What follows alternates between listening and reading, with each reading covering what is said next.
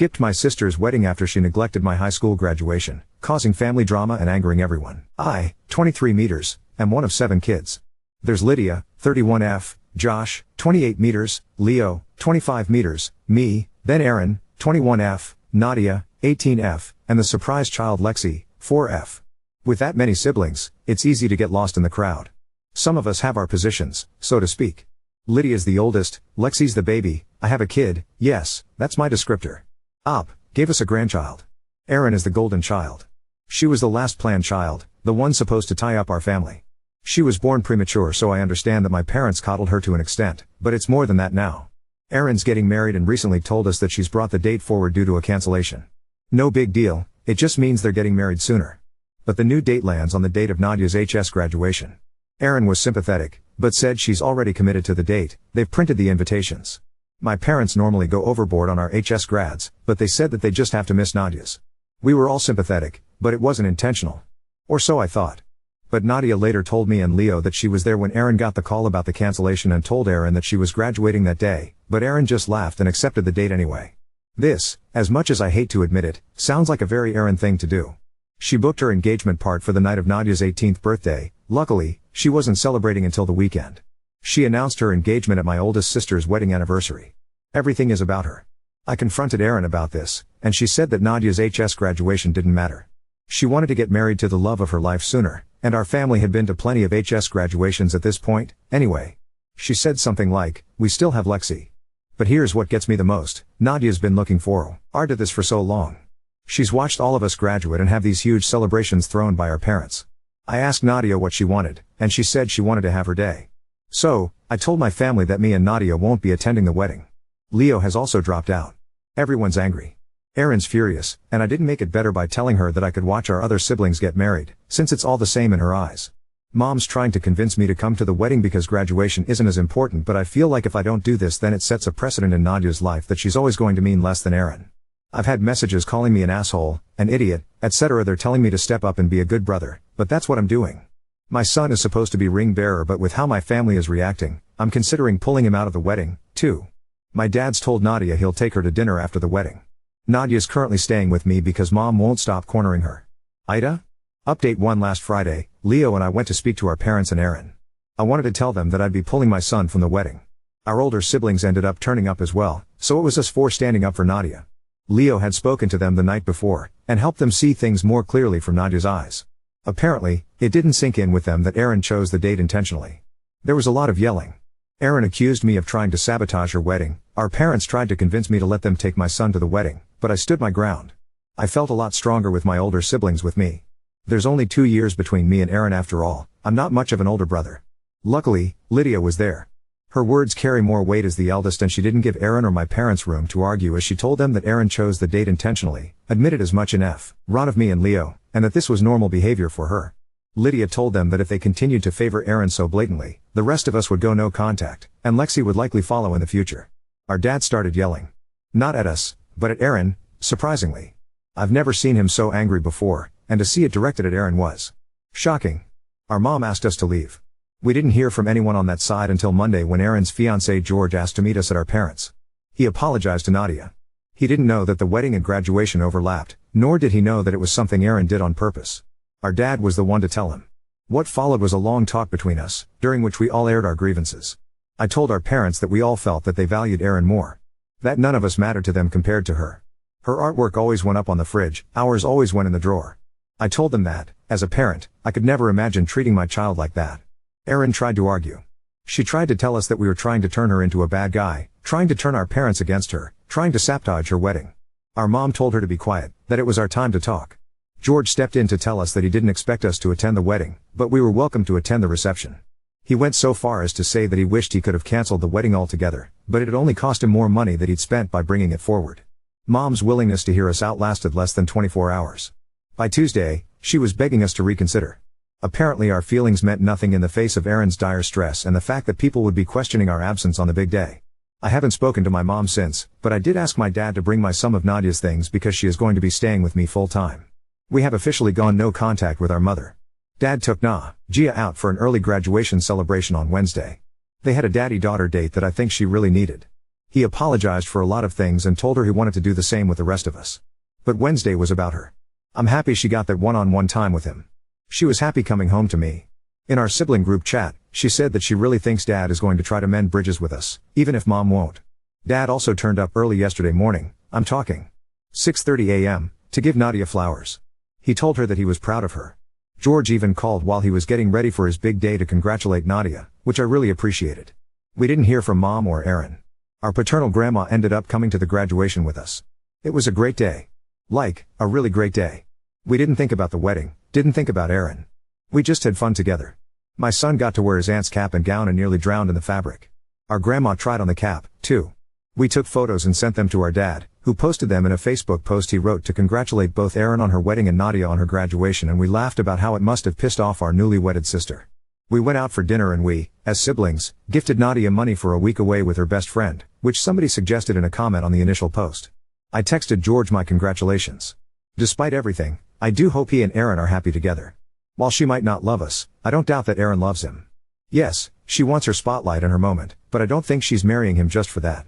Bringing the wedding forward? Sure, that's a hugely malicious tactic to bring herself more attention. Marrying him for the sake of having a wedding? She isn't that type of narcissist. As of right now, I plan on staying no contact with my mom unless she makes some big changes. This is a sentiment shared not only by the majority of my siblings, but is also encouraged by our dad and grandma. She's tried reaching out to me and my partner, mostly berating us for not attending the wedding and accusing us of planning to keep her grandchild away from her. At the moment, our summer looks busy. We're planning on filling it with as many family outings as possible before Nadia leaves for college. We've also got Josh's 29th birthday to plan. Our dad's even joining in. This might cause a bigger rift between him and Mom, but for now, at least, it looks like we're his priority. Lydia's threat really did something to him. Thanks everyone who left comments on the original post. I know they really cheered Nadia up when she was worrying about whether or not she was doing the right thing by choosing herself. Part of me wishes we could have taken this stand earlier, but it took us a while to find our voices. Looking into the future, I do see 2 empty spaces at my own wedding, but I also see 5 siblings cheering my on. I'm happy with that. Update 2. Let me start off with July. Aaron and George went on their honeymoon, and their absence sent our mom into a frenzy. She wasn't used to having no one around, someone was always visiting. Mostly Aaron, but the rest of us would visit out of obligation and to see Nadia and Lexi. With Aaron on her honeymoon and the rest of us NC, Mom had no visitors and she really didn't like that.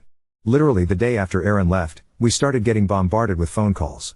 She tried convincing Nadia first, which Lydia thought was a strategic move because Nadia is the more timid of all of us and, thus, more likely to be persuaded.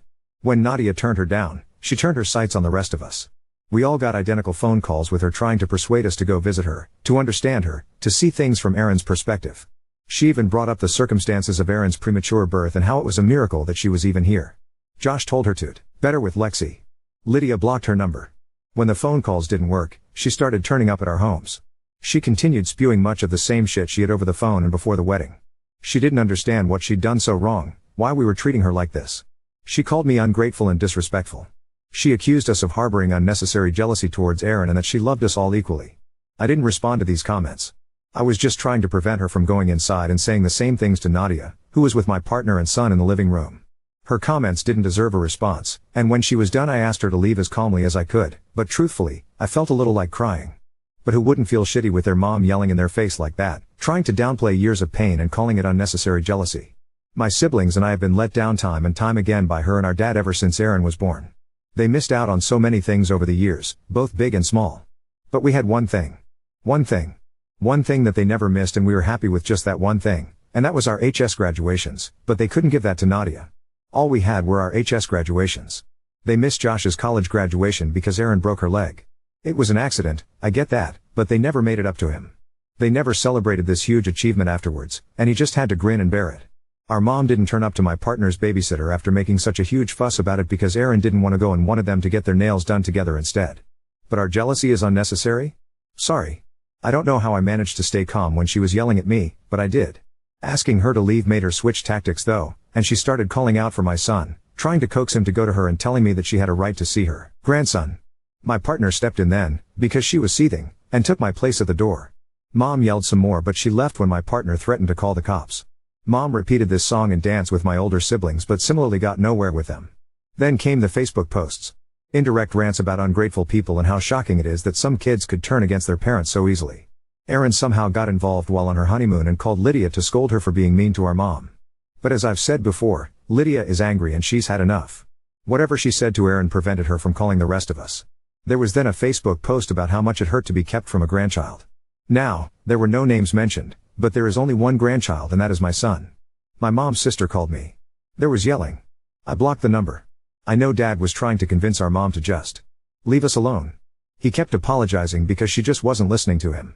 Erin came home after 2 weeks. She tried reaching out to Lydia again, asking for us all to talk because, and this is a quote from Lydia, clearly we all have some issues to work out. We did not turn up. Erin was very angry at that because she's not used to us turning up for her. July wasn't all bad though. While our mom was on a rampage, our dad was still trying to do better by us. And he's improved a lot. In July, he and I went out for a meal together, just the two of us, and grabbed a drink, and he apologized. It wasn't a generic apology that he could have repeated to all of us, about how he's sorry that he hurt us and neglecting us, but he brought up specific instances that he wanted to apologize for. He thought back on all those years and picked out moments that he wanted to apologize to me for. I know he did the same for the others, but having him apologize for things like canceling a fishing trip because Erin needed him was something I wasn't expecting. And I never really cared for fishing, but I wanted to go on that trip because I always saw it on TV, you know? I'd always see a dad and son fishing together and I wanted to have that. I wanted Dad to prove that I was a priority to him somewhere deep down. It didn't happen, and I never asked again. But we went fishing in July. What started as a trip between the two of us soon grew into a family day out when my siblings expressed an interest in going fishing, too. My brothers first, then Nadia, and even Lydia who hates the smell of fish. Dad brought Lexi and I brought my son, and it was great. It was one of the best days of my life. I suck at fishing, but I'm pretty great at collecting seashells. It was brilliant. Our parents did end up arguing when Dad went home. I wasn't there, so I don't know every little detail, but from what Dad told me, the argument was mostly because Mom didn't understand why we were still in contact with him and not her. She found it insulting that we were repairing our relationship with him. She was angry that Dad wasn't pushing us to forgive her, or why he wasn't stopping us from acting out. She was angry that he didn't extend an invitation to her and Erin for the fishing trip, and she was even angrier when he explained that their presence would make us uncomfortable. Josh turned 29 in the end of July. We booked an escape room for the 5 of us siblings, then we met our dad and partners for dinner that evening. Josh introduced us to his new partner for the first time. All of our attention was on Josh, the day was completely about him, which was a first for our family. Then there was a party thrown for him by his friends which I came out of with a massive hangover. Mom started giving us the silent treatment in the middle of August. Dad moved out in September. While we were getting the silent treatment, Dad was bearing the brunt of her anger and it really took it out of him. He was trying to do better by us and she was trying to villainize us, and he ultimately told her that if she didn't take accountability for her actions soon, then he'd be contacting a lawyer. Mom didn't take him seriously. He's been staying in Lydia's guest room since. Mom doubled down and said that he was blind for not seeing how we were manipulating him. Unlike the rest of us, Dad obviously still has regular contact with Erin, and according to him, she's even told Mom to reconsider. Unsurprisingly, Erin's involvement is what got Mom to relent. I'm not sure if she's thinking about how she's treated us, or if she's silently stewing. I know she asked Dad if he's going to move back home, but he said that it was better for them to have space right now. Personally, I'm struggling to see an outcome where our mom sincerely admits that she was in the wrong.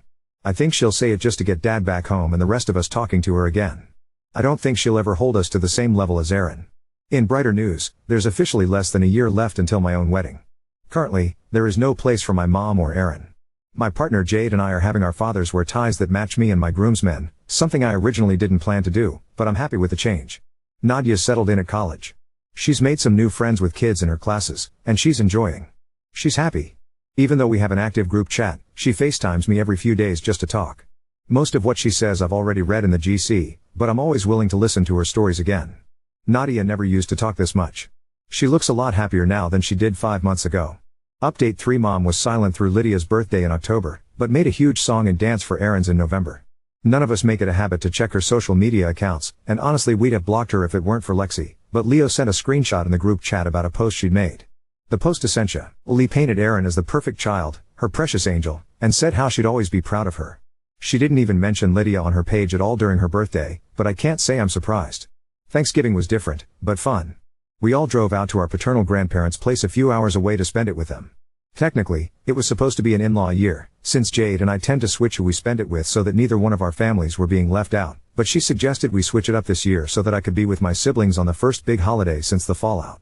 My in-laws are great people and have been really supportive throughout all of this, and I'm really grateful for them, too. Mom didn't reach out to us on the day, but I could tell she was fuming.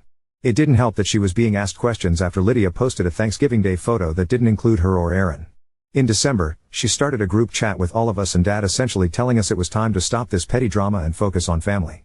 But none of us are stupid. We all know she wanted to show off her picture-perfect family over Christmas, and how could she do that when all but 2 of her children can't stand to be near her? Aaron was in the group, but didn't speak up, which was odd for her, but none of us really thought much of it at the time. Dad said he'd swing by to see Lexi, but he had no interest in spending Christmas with her until she was ready to admit to the pain they'd caused us. A week later, my birthday also went ignored by her, but that was fine. It only proved that she had no intention of admitting she was the bad guy. She got more desperate as Christmas drew closer. The messages and phone calls started up again, but I could ignore those for the most part. What I couldn't ignore was coming home from work to find her on my doorstep. She told me she'd been waiting for ages, like I was expecting her visit and had done it intentionally. Which, honestly, I probably would have given the state of our relationship. I'm just grateful my family wasn't home. Jade was on her way back from work herself, and our son with her parents. I didn't want to invite her inside, but honestly given how desperate she looked, I also didn't want to deal with her where my neighbors could see. This woman told me that Christmas was about family and forgiveness. She told me I was taking it too far by keeping her grandson away from her, and how confused he must be without her. She said it like I was using my son to punish her. I told her it was better this way, because we all knew what'd happen if Aaron had a child someday. My son would be pushed to the side like the rest of us were, and I didn't want that for him. She said I was being ridiculous and once again used that line, "I love you all equally." I asked her to leave, because nothing was changing my stance, and I wasn't going to be spending Christmas with her. She got angry. She started yelling, and while I want to say I kept my composure, I didn't. I started yelling too. The more I yelled, the more worked up I got, to the point that I started shedding tears. Reddit, this was years of hurt rushing to the surface. I don't think I will ever understand how she can claim to love us all equally but tell her crying son to stop being so dramatic. She left only when Jade came back and saw the state I was in. Jade's little but fierce and would do anything for me and my son, and I swear my mom left terrified of her that day. The social media posts picked up again. She played victim, shared posts about children not respecting the sacrifices mothers make for them and stuff like that. She posted how we didn't appreciate all that she'd done for us, but we all ignored it. We did our own Christmas. Jade, our son, and I visited the in-laws on Christmas morning, watched our son and nieces open their presents there, and then went over to Lydia's house. She offered to host us all this year. Dad took his place in the kitchen, joined by his assistant chefs Josh and Lydia's husband. We didn't see our mom or Aaron until January. Lexi turned 5, so there was a party, and we weren't about to punish our sister for the actions of the demon that birthed us. So we went. There were some questions, but people didn't push when it was obvious that none of us wanted to get into it. Mom acted like everything was fine, but Aaron stayed away from us. At the end of the party, as we were helping clean up, Mom said it was good that we were finally putting things behind us. Lydia told her the only thing we were putting behind us was her. That started her off again, but she quickly realized she was outnumbered and headed inside. That was when Aaron approached us with her husband. Honestly, I was expecting her to tell us to go easy on our mom or something, but instead she apologized. She said she'd been doing a lot of thinking since all of this started, and she realized that treated us badly her whole life, and part of that was influenced by the way our parents treated her. She told us she didn't expect us to forgive her, but that she just wanted to tell us that she was sorry. We left a little while later. There was silence at the end of January and in February for Leo and Nadia's birthdays, but we were expecting that. Our days never did matter to her, after all. I got married in April without my mom present. It was hands down one of the best days of my life, second only to the birth of my son. Jade and I were surrounded by the people we cared about most and who cared about us in return. I had both of my brothers as my best man. Nadia and Lydia were bridesmaids, too. It was better than anything I could have imagined. Honestly, I'm still blown away by the fact I now get to call Jade my wife. It's been amazing. But, I'm sure you're all wondering how my mother handled this, and I can tell you plainly that she did not handle it well. Truthfully, when we sent invitations, part of me hoped that the news just wouldn't get back to her. I hoped it'd go smoothly enough that I wouldn't actually have to talk to her about this decision, but of course that'd be too easy. She showed up a few days later banging on my door, demanding I talk to her. I went out. I didn't let her in, despite knowing that the neighbors could see us, and that was solely because I didn't want her inside my home where my son was. I didn't want her scaring him like she was undoubtedly doing. She demanded to know what I was playing at, how I could be so cruel, how I could exclude her from such a special day. I told her plainly that my wedding was a day for me to celebrate with my close loved ones, and she wasn't someone I considered close or a loved one anymore. She'd made her bed, she had to lie in it. Part of me worried that she'd turn up at my wedding. She came by the house a few more times, but stopped when I threatened to call the cops. I didn't do it sooner because I guess I'm soft at heart and didn't want to see my mom in any trouble, but every time she showed up to spew some bullshit about me being a terrible son for doing this to her, it drained me. There were social media posts, of course. I had relatives reaching out to me to tell me I should invite her, what kind of son am I, etc., but they stopped when I told them I'd take back their invites, too. No one mentioned her at the wedding, and she didn't try showing up. She did, however, try to prevent Lexi from being a flower girl, like I promised, but Dad quickly nipped that in the bud. Which takes me to the next point, my parents are officially over. Dad sent her divorce papers sometime in February, and I don't think he's looking back at all. This is something that also shocks me, because this time last year, he was much the same as she was. He was someone who cared more about Erin than any of us, someone who brushed off our achievements if they somehow interfered with hers, and now he was an advocate for us. Every time Mom posted something on social media belittling us, he responded with a post uplifting us. I never imagined having such a good relationship with my dad, but here we are. We helped him move into his own place back in March. He's a new man, honestly. He's worked out a 50-50 custody agreement for Lexi, because as much as he'd be happy to have full custody, he wants to believe that she can change like he did. He has said, however, that if he catches even the slightest hint of Lexi being mistreated like we were, he'd be filing for it.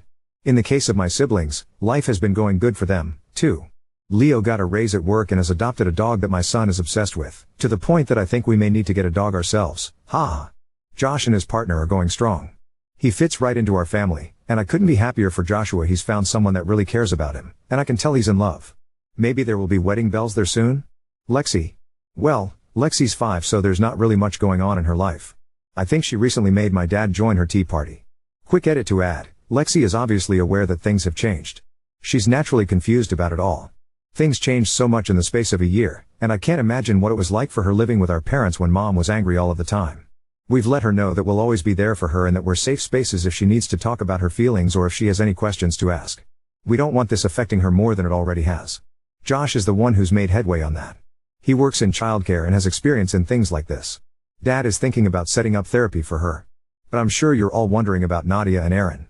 Nadia's great. She's honestly thriving. I think being away from our mom, Erin, and the pressures at home has really helped her find herself as a person.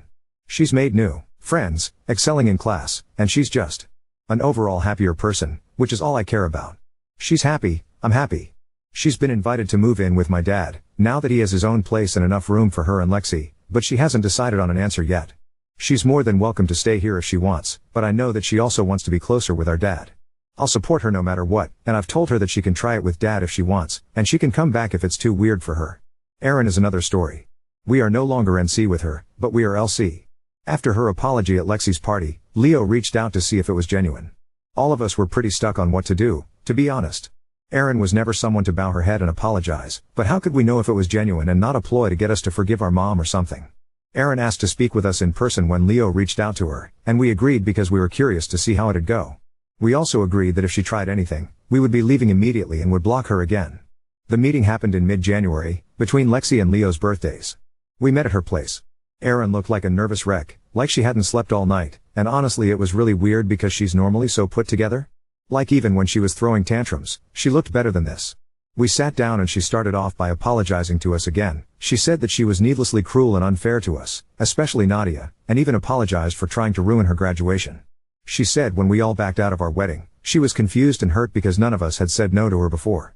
She thought we were closer than that, but realized now that it was one-sided. She thought we were close and we just wanted to be as far away from her as possible. We asked our questions and she answered every one. Why did you think we were close? Because she'd been acting this way since childhood, partially encouraged by our parents' treatment of us versus her, and assumed that since none of us said anything about it, we were fine with it. Did you ever feel sorry? She didn't, before this whole fiasco. It was normal for her to be the center of attention. Everything was always about her, and she was trying to unlearn that. Why now? It came down to her husband. He'd tried talking to her a few times about her treatment of us, but she never saw an issue with it since, well, we never made it an issue before. He didn't like that response, but he loved her and she was a lot kinder outside of our family unit, so he hoped that if he kept talking to her about it, she'd eventually stop. They fought when she announced their engagement on Lydia's anniversary and they fought again when she booked their party on Nadia's birthday. He couldn't understand how she could be so cruel to her family, and she told him that he didn't understand our family dynamic, and that we were cool with it. The stuff with Nadia's graduation damn near ruined their relationship, and I don't know how she convinced him to stay with her, because George admitted he was very close to walking out the door. She said she was on our mom's side for a while because she really did think we were just acting out. We'd never been like this before, so why were we like this now? She didn't get why we were ignoring her, why we'd suddenly cut her off, and admittedly had a breakdown over it. George told her we'd likely been carrying that hurt and bitterness with us for years. She said that she knew she was a brat, but didn't realize how bad she really was until George and our dad laid it all out for her. That's why she told Mom to leave us be, so that we could have peace from it all, and it turns out Dad wasn't the only one bearing the brunt of Mom's anger. She was constantly blasting Erin's phone, turning up at her place, dragging our names through the mud. It got worse when Dad moved out, and suddenly Erin was all she had in the world. Mom called us awful names that Erin, thankfully, didn't repeat. Mom told Erin that she was all she had now. George vouched for how bad our mom was, said he'd come home from work often to find Erin staring at a ringing phone. She didn't want to answer but knew if she didn't eventually then Mom would turn up at her house. I know Erin was awful to us ever since she was born, but it really hurt seeing her like this. I think she herself was a victim of our mom's behavior, albeit in a drastically different way. She said she wanted to reach out to us sooner, but knew we probably didn't want to speak to her. She just couldn't help herself when she saw us at Lexi's party and needed to apologize. We parted ways conflicted. One on hand, Erin had always been selfish. She'd been manipulative and downright mean. She always found a way to overshadow us at every turn, at every achievement. Nadia's graduation was proof of that. On the other hand, she looked tired. She looked worn and she looked guilty, and I didn't want to believe that was an act put on for the sake of getting us to forgive her and then our mother. None of us were sure how to proceed, but then Jade suggested that we invite her to the wedding. Or, rather, we invite her to the reception, after everyone's eaten. We had a few friends coming at that time, too, who couldn't attend the wedding itself due to inescapable arrangements. That way, if Erin did try to bring our mom, security would catch it and we'd know for certain whether or not Erin had turned a new leaf. Reddit, Erin attended the reception. She didn't bring our mom, didn't even mention her. She and George arrived, and Erin cried as she congratulated me. She told Jade she looked beautiful, and hugged my son. At some point, she took Nadia aside, and when they came back, they were both a little teary-eyed. Nadia later told me that Erin wanted to apologize to her properly, one-to-one, and didn't know if she'd get another opportunity to do so. George thanked me for giving Erin a chance. He told me that she really could be a warm, kind-hearted person. I told him I hope to meet that version of her someday. And I mean it. If Erin is truly as warm and kind and wonderful as George believes her to be, then I want nothing more than to meet that version of my sister. Now, you may be wondering, you forgot to mention Lydia when talking about your siblings. That was on purpose. You see, it's a good thing Dad moved out of her spare room. She's going to need that space in a few months, and she's not the only one. I knew Lydia was pregnant because she sat both me and Jade down to tell us she was pregnant and worried about her bridesmaid dress, even offered to step down if it was a problem. We, of course, told her not to be ridiculous and that we'd cover the cost of any alterations needed. In the lead up to the wedding, Jade told me that she planned on having Lydia make an announcement during the speeches. I foolishly assumed that Lydia was going to announce her pregnancy to our extended family, and while I was a little hesitant, I agreed since Jade wanted this, and well, at least she'd gotten permission, unlike someone would have. Reddit, Lydia made a speech about pregnancy, and how she couldn't wait to be a mom, and how she was grateful to be sharing at least part of her pregnancy journey with Jade. Reddit, this was how I found out my wife was expecting our second child. Again, I wish I could say I maintained my composure, but I didn't. I cried. I was so overwhelmed with happiness that I couldn't help myself, and I'm sure my friends will forever make fun of me for it. It felt like all the shit we'd been through this past year was worth it all for that moment. To have my family rally around me in an event that I'm sure would somehow have been made about Erin and her wedding if my mom had been present. I haven't spoken much about how this past year has made me feel. Truthfully, I have felt like shit for most of it. I felt like curling up and disappearing. I felt rotten and useless simply because my mother told me I was. I felt sometimes like I couldn't show how I was feeling, because Nadia was here and I didn't want her to blame herself any more than she did. I'm in therapy now, and I'm not the only one, and I'm healing. Right now, I'm happy. I'm so unfathomably happy that I can barely understand it. I'm happier than I've ever been, and I know my siblings will say the same. While our mom will probably say that our family has fallen apart, that's not true. Hers has. The family that she made has fallen apart, but ours has grown stronger. It has grown so unbelievably strong. We were a united front before, but it's like now we've upgraded our defenses. We're coming out of this with stronger relationships with each other, a real relationship with our dad, and 2 new family members on the way. This is what our mom is missing out on, and it's all her own fault. Maybe I'll update you again in the future. I'm not sure if our mom knows yet about Lydia and Jade's pregnancies, but the announcement is out there. We do have her blocked on social media though, so maybe no one's told her the good news. Erin hasn't, at least.